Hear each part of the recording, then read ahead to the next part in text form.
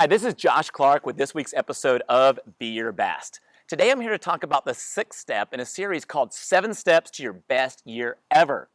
You may remember that in the fourth step we talked about setting SMART goals. And then the fifth step we talked about knowing your why, or knowing the motivating reason behind achieving your goals, behind achieving your best year ever. And today I want to talk about the sixth step, which is short-term sacrifice. You see, if your why is strong enough, if the motivating reason is strong enough toward achieving these goals, then you'll be willing to make the short-term sacrifices necessary in order to achieve these goals. Why do I call them short-term? Because in fact, that's what they are. You see, the reward of achieving your goal should be greater than the sacrifices that you make in order to get there. But we can't ignore those short-term sacrifices. Too often we overlook this area. We get all excited about setting big, audacious goals, but then we don't sit down and ask ourselves, hey, we only have 24 hours in a day. What is it that we're willing to exchange in order to achieve this goal? So I want to ask you, what is one of your greatest accomplishments to date in your life? And now, what are the sacrifices that you had to make in order to achieve that? You see, you probably don't even think about those anymore, but there were short-term sacrifices.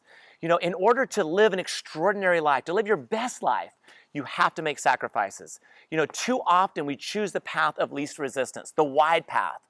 But you know, if we'll simply do the opposite of what we feel like doing. You know, I remember when my family was starting a business, Dad sitting us all down and asking, are you willing to make these short-term sacrifices? And if so, here's what we can achieve. You know, I look back and I'm so thankful, you know, that we made those sacrifices. Were they great? Yes, they were. But the reward was even greater. Think about the Super Bowl yesterday. Do you think for one moment that those two teams out there on the gridiron playing the greatest, you know, in the greatest game of their life, you know, do you think for a moment they didn't have to make sacrifices? Of course they did, and so do you.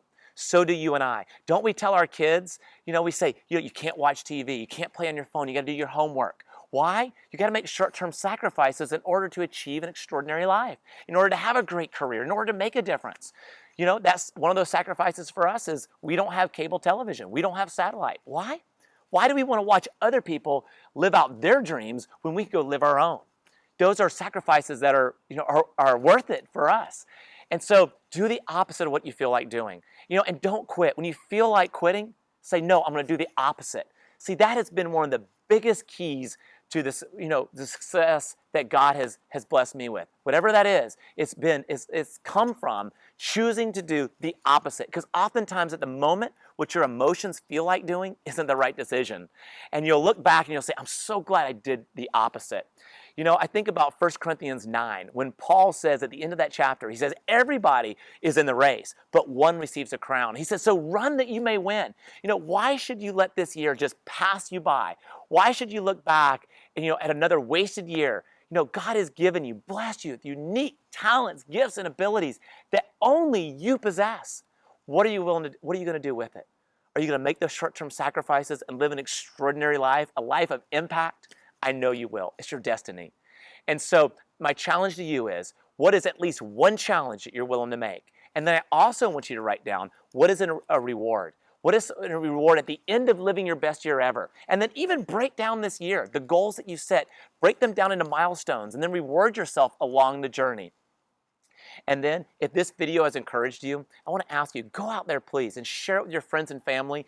And together, we can be a catalyst to change the world, one person at a time.